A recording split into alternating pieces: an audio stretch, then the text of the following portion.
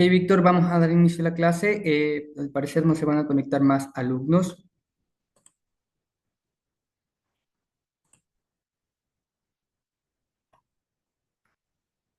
¿Me confirmas cuando puedas visualizar la pantalla, Víctor? Ya, Ok, la clase va a tratar de los tratados y convenios ambientales internacionales. Esto abarca los protocolos, las leyes internacionales con respecto a este tema. El texto nos indica que a inicio del siglo XX, la preocupación por el medio ambiente hace que se procedan a realizar varios tratados sobre cuestiones ambientales. Entre los más destacados se encuentran lo que serían los tratados o la Convención de 1954, que es la Convención Internacional para la Prevención de la Contaminación por Petróleo en los Mares, con el fin de prevenir la contaminación por parte del petróleo que se derramaba en aquella época, ya que el transporte en los buques petroleros era poco regulado y a veces había derrames por parte de las embarcaciones y las empresas lo que hacían era simplemente retirar el buque que transportaba el petróleo y dejaba la zona contaminada de petróleo, afectando al ecosistema en el que se hizo el derrame, dañando lo que serían las especies, los peces que habitaban en ese espacio afectado por lo que sería la contaminación, no solo a los peces, sino también dañando a lo que serían las aves que circulaban por la zona y en sí a todo el ecosistema afectado. Víctor, ¿puedes investigar de manera breve la Convención Internacional para la Prevención de la Contaminación por Petróleo de los Mares y indicar en sí qué implica esta Convención Internacional?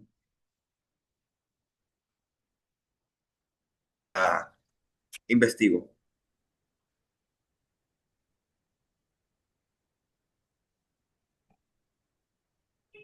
Le digo qué indica. De manera breve, en sí, ¿qué trata la Convención Internacional para la Prevención de la Contaminación por Petróleo de los Mares?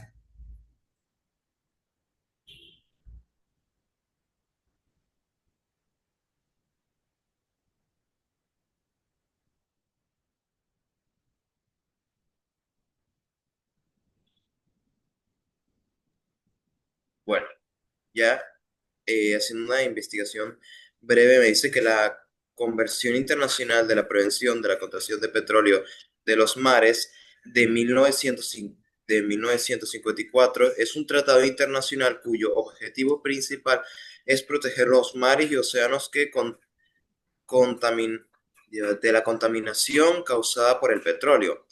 Se centra en establecer normas y responsabilidades para los buques que transportan petróleo, así como medidas preventivas para minimizar los derrames accidentales y el vertido internacional de petróleo en el mar. Algunos puntos que me salen son la responsabilidad de los buques petroleros. Los países firmantes deben asegurarse de que los buques que transportan petróleo cumplan con las medidas de prevención de contaminación. También la prevención de derrames, que se establecen las reglas para el manejo, el transporte y descarga del petróleo y sus derivados. También la cooperación internacional. Los estados se comprometen a colaborar y a notificar incidentes de contaminación por petróleo para poder actuar rápidamente. Y también me sale la base futur- para futuras regulaciones. Esta convención sentó las bases más de acuerdos más estrictos posteriores como el Convenio Marpol de 1973. Correcto, Víctor, has mencionado un punto importante y es el hecho de que dicha convención en aquel tiempo fue una de las que sentó las bases para las actuales regulaciones ambientales y por primera vez se hace responsable a las empresas a los consorcios dueños de los buques petroleros con respecto al derramamiento de petróleo accidental y las prevenciones que tenían que tener y el proceso que tenía que realizarse una vez hecho, pasado este accidente. Por ejemplo, digamos que se derramó un buque de petróleo en la costa ecuatoriana, afectando a las especies marinas de la costa ecuatoriana. Entonces, este protocolo implicaba que, primero, la persona a cargo del buque tenía que hacerse responsable, la empresa tenía que retirar el buque y limpiar el mar. O sea que tenían que purificar todo el mar, recolectar todo el petróleo que se había derramado lo más que sea posible, porque el petróleo es una sustancia un poco más pesada y permanece en la superficie del mar, no se mezcla fácilmente con el agua marina. Entonces, este convenio ayudó de cierta manera a ser más estrictos, como lo acabas de mencionar, con respecto a las regulaciones de aquel tiempo. Luego le sigue lo que es la Convención de París sobre la responsabilidad de terceras partes en el campo de la energía nuclear, siendo esto importante con respecto a lo que es el accidente de Chernóbil que hemos mencionado en clases anteriores. ¿Puedes investigar, Víctor, un poco de manera breve con respecto a esta convención?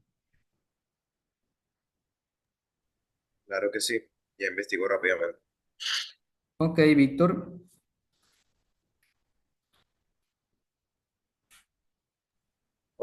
Ok, he encontrado también una investigación breve que me dice que la Convención de París sobre las responsabilidades de terceras partes en el campo de la energía nuclear 1960 es un tratado internacional que regula la responsabilidad civil por daños nucleares.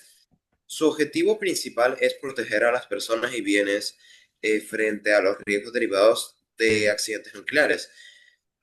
Algunos aspectos claves que me salen son las responsabilidades objetivas del operador nuclear. El operador de una institución nuclear es responsable de los daños causados por accidentes nucleares, independientemente de la culpa.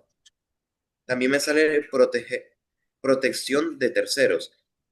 Garantiza que las víctimas de accidentes nucleares puedan recibir compensaciones por lesiones personales, daños materiales y perjuicios económicos. También la limitación de responsabilidad. La conversión permite establecer límites financieros a la responsabilidad del operador, los cuales pueden variar según el país. Y también, por último, me saldría la cooperación internacional, que esto fomenta la colaboración entre los países para asegurar que las víctimas puedan ser indemnizadas, aunque el accidente ocurra en otro estado miembro. Correcto, Víctor, como acabas de mencionar, este convenio, esta convención favoreció mucho a las personas que fueron afectadas por lo que es el accidente de Chernóbil. Eh, pues como dejas claro, esta convención hace que las personas que son dueñas de estas plantas nucleares sean responsables de los daños que provocan a los civiles, a las personas afectadas. Y como he mencionado, un ejemplo de un accidente nuclear sería Chernóbil de 1986. No solo afectó cierta área, sino que afectó casi todo un continente y las repercusiones fueron demasiado graves para pues poder solamente ocultarlo o desligarse de la responsabilidad. Por eso fue que hasta hubo un juicio por parte de los gobiernos internacionales para ser responsables a las personas a cargo que estuvieron en ese momento en el accidente. Y por último tenemos la Convención Ramsar sobre humedales de importancia internacional de 1971. De igual manera, Víctor, puedes investigar de manera breve.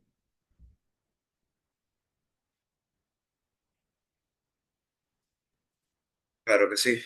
La Convención Rasal sobre Humedales de Importancia Internacional de 1971 es un tratado internacional cuyo objetivo principal es proteger y conservar los humedales más importantes del mundo, reconocido su valor ecológico, económico, cultural y científico. Algunos puntos claves de la investigación breve son la protección de humedales. Los países firmantes se comprometen a identificar, dis- designar y conservar humedales de importancia internacional dentro de su territorio. También el uso sostenible. Se promueve un uso racional de los humedales, asegurando que los recursos puedan ser utilizados sin degradarlos. También la cooperación internacional. Fomentan la colaboración entre los países para una conversión de los humedales que tengan importancia global, como los hábitats de aves migratorias. El último punto sería la educación y sensibilización. Busca concientizar a la población sobre la importancia de los humedales para la biodiversidad y los servicios ecosistemáticos como el agua, los alimentos, el control de inundaciones, etcétera. Ok, Víctor, como acabas de mencionar, es importante averiguar estos tratados, investigar y saber de ellos, porque si te das cuenta, cada tratado ha sentado las bases para un área específica. El primero con respecto a la protección de los mares, el segundo con respecto al uso de la energía nuclear, siendo el recurso principal lo que es el plutonio, un material súper peligroso y de contaminación a grandes rasgos. Y por último, la Convención de los Humedales, con respecto a su conservación, ya que tienen una importancia científica, cultural, económica y ecológica. Con respecto a los tratados que has investigado, Víctor, ¿cuál te pareció más interesante y por qué?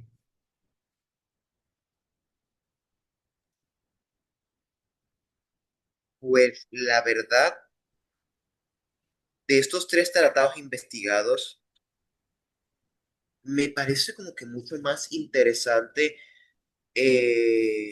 bueno, también la conversión de París, pero también me llamó mucho la atención la de Razal sobre los humedales. Por ejemplo, no sabía lo que eran unos humedales y no, rápidamente viendo, es un ecosistema muy bonito, entonces me parece bien el cual estos países internacionales se preocupen por estos humedales que, que es como la preocupación más global. Por ejemplo, lo que por las imágenes que he visualizado, se me hace como un ecosistema donde el cual pueden haber muchos animales marinos, ya que este, este hábitat no es como cualquier otro que he visto. Por ejemplo, es como que tierra y mucha agua. Por eso creo que se llaman humedales. Y pueden haber, creo que, especies marinas por el cual este, estos países se sientan como que, ¿cómo podría decir? Necesarios como a ayudar a este hábitat, ya que considero que no es como cualquier otro que he visto. Ok, correcto, Víctor. Has mencionado algo muy importante y de hecho Ecuador tiene 19 sitios designados por este convenio, el Ramsar, como importancia internacional, y los cuales entre ellos tenemos a Cuyabeno, Lagartococha, Yasuní, etcétera. Y en fin, son 19 sitios designados en este convenio que son protegidos por parte de lo que es el Estado y organizaciones internacionales.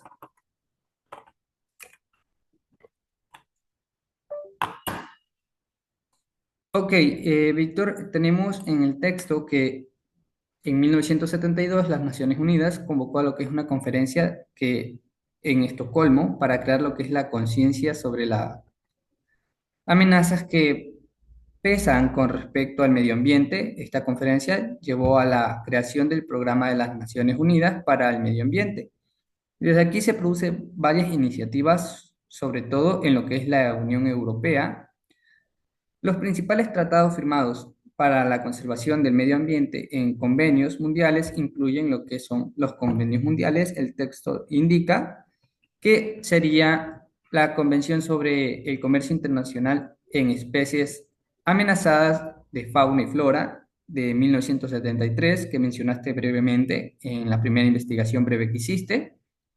La Convención para la Prevención de la Contaminación del Mar de 1974 y por último la Convención sobre la Contaminación Transfronteriza a lo que es larga distancia de 1979. Estos son los convenios mundiales. De ahí tenemos la Convención para la Protección del Nivel de Ozono de 1985 para proteger lo que es la capa de ozono y la Convención para el Control de desplazamientos transfronterizos de residuos peligrosos y su eliminación de 1989, siendo esta la principal preocupación el hecho es la contaminación de productos electrónicos. ¿Conoces cuál es la contaminación de productos electrónicos, Víctor?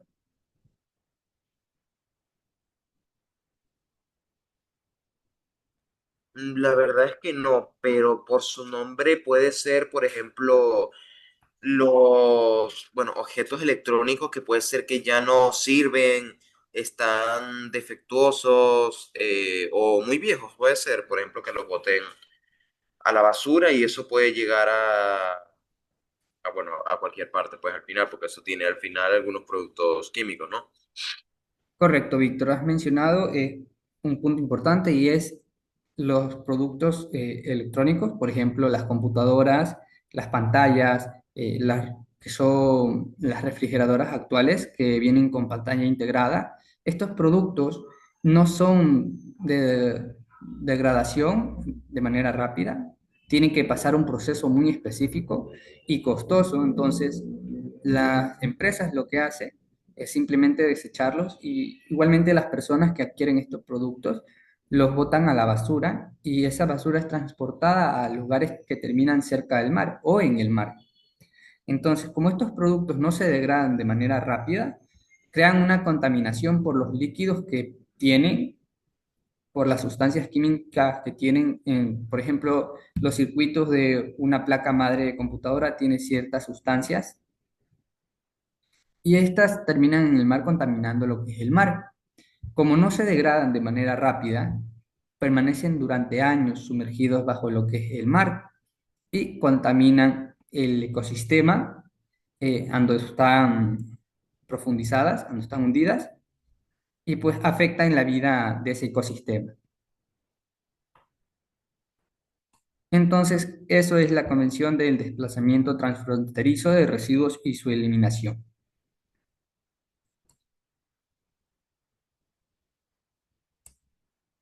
Aparte de la ONU, que conoces a la ONU, Víctor. Y la Organización de las Naciones Unidas, que se encarga sobre los problemas globales. Correcto, Víctor. Hay otros organismos no estatales que participan en tratados y son de gran importancia a nivel mundial. Lo difícil de estos tratados es su aplicación y el control de su cumplimiento, a pesar de recibir periódicamente informes por parte de los países participantes en estos tratados. Existe lo que es el Tribunal Internacional de Justicia de las Naciones Unidas, que desempeña un rol limitado como mediador entre los países en conflicto. Tenemos los tratados y convenios ambientales nacionales del país. En la actualidad no hay tratados ni convenios nacionales específicos. El marco que norma el cuidado del medio ambiente en nuestro país es la Constitución del Ecuador del 2008, siendo la última constitución eh, de gran importancia y pues la que sentó también varias bases para varios sectores, por ejemplo, los pueblos y nacionalidades indígenas.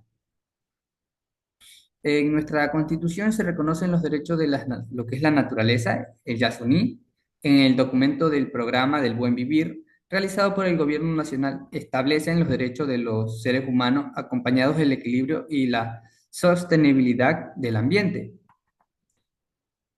La Constitución del Ecuador del 2008 incluye artículos destinados a la protección, al control y al cuidado del medio ambiente como derechos de la Pachamama, que es Madre Tierra. Presentamos lo que sería el libro, nos presenta a continuación ciertos artículos de la Constitución del Ecuador del 2008 y sería lo que es el artículo 14, capítulo segundo, sección segunda, que se titula Ambiente Sano, explica. Escrito explica que se reconoce el derecho de la población a vivir en un ambiente equilibrado que garantice la sostenibilidad y el buen vivir. Igual manifiesta que tanto la preservación del ambiente, la conservación de los ecosistemas, la biodiversidad y la integridad del patrimonio genético del país, la prevención del daño ambiental y la recuperación de los espacios naturales degradados son declarados de interés público. O sea, que es de importancia para todos los ciudadanos del Ecuador. En cuanto a la biodiversidad, en la Constitución del 2008, según el artículo 71, se dice que la naturaleza, o Pachamama, donde se reproduce y realiza la vida, tiene derecho a que se respete integralmente lo que es su existencia y el mantenimiento y regeneración de sus ciclos vitales, estructurales, funcionales y procesos evolutivos.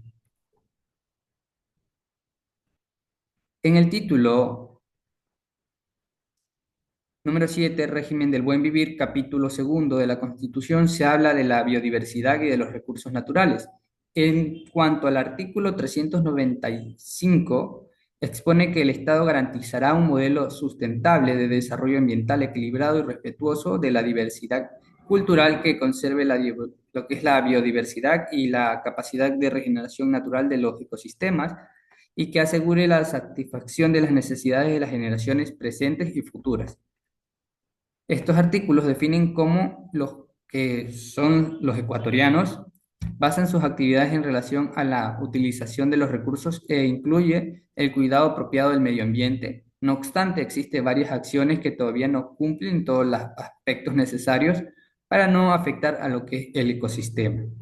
O sea que la Constitución del 2008, siendo una de las primeras en buscar el cuidado de la biodiversidad y su regeneración tanto pasiva, establece ciertas normativas, pero no abarca todo en sí, como hemos hablado en clases anteriores, con respecto a propuestas para el cuidado del medio ambiente.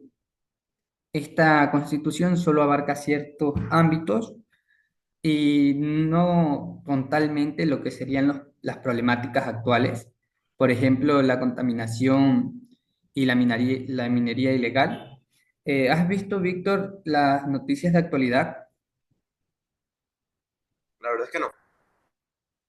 En la noticia de actualidad ha salido que el presidente Daniel Noboa ha bombardeado cierta parte del Ecuador llamado Los Ángeles, cuando había un lugar que era prácticamente explotado, se realizaba lo que es la minería ilegal, y para prevenir que estas personas realicen esa actividad ilegal en esa zona, el presidente Daniel Noboa bombardeó el sitio y destruyó las máquinas y la maquinaria que tenían, la infraestructura que tenían estos mineros para realizar esta actividad de manera ilegal para prevenir la explotación de lo que es el oro, la plata, el cobre que se encontraban en esos lugares, porque este lugar, Los Ángeles, es un yacimiento en donde se puede extraer de manera fácil lo que es el oro, la plata y el cobre. ¿Sí conocías esa noticia, Víctor? No, la verdad es que no me vengo enterando. O sea, la verdad es que muy, muy impactante. No sé si podría dar una opinión. Correcto, Víctor, puedes dar tu opinión. O sea, yo digo que me parece que sí se preocupe por el medio ambiente y lo que es el cuidado de él, pero creo que es muy drástico haber bombardeado. Creo que yo habría hecho de otras maneras. No creo que bombardeando, porque la verdad es que ese material con el cual él se mina, hay que no solo pensar en hacerlo y ya, sino en lo que puede pasar, porque aquellos mineros eran la única manera que tenían de sustento, era lo único que sabían desde pequeños. Sí, está mal porque están dañando el mundo en sí mismo, pero tampoco creo que era la idea bombardearlo, sino que por bajo una denuncia, yo creo que se hubiese hecho mejor, pero en sí me parece bien que se, que se, que estos mineros ya no siguieran en, en la minería ilegal, porque la minería ilegal es muy, a ver, como que muy dañina para el mundo, ya que no solo usan picos y palas, sino que usan explosivos. Y ya al usar explosivos, literalmente ellos también están siendo inconscientes. Correcto, Víctor, has mencionado algo importante y es el hecho de que no eran las medidas adecuadas para realizar y detener esta actividad. Claro, porque yo creo que con los explosivos también estaría dañando, ¿no? Correcto, está contaminando debido a que está afectando la zona en la que se fue bombardeado. Este lugar está siendo afectado no solo por la cantidad de explosivo que está siendo utilizado, sino que al hacer un lugar donde es un ecosistema y habitan animales, el hecho de que sea bombardeado también afecta a estos animales. Pero en sí, el caso es que el presidente ha tomado esta acción para prevenir y, por decirlo así, resguardar este ecosistema, esta zona.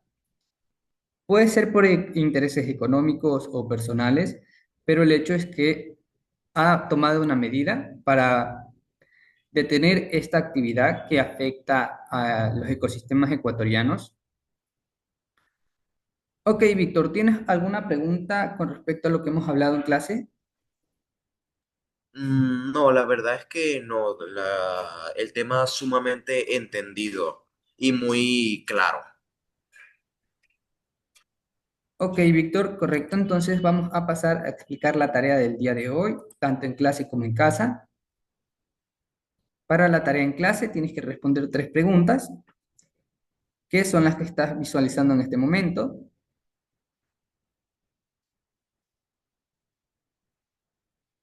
Son preguntas de razonamiento con respecto a lo que hemos hablado de los convenios y tratados internacionales.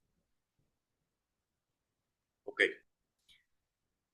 Y para la tarea en casa, tienes que investigar cómo Ecuador aplica los derechos de la naturaleza establecidos en la Constitución del 2008, utilizando normas APA de séptima edición.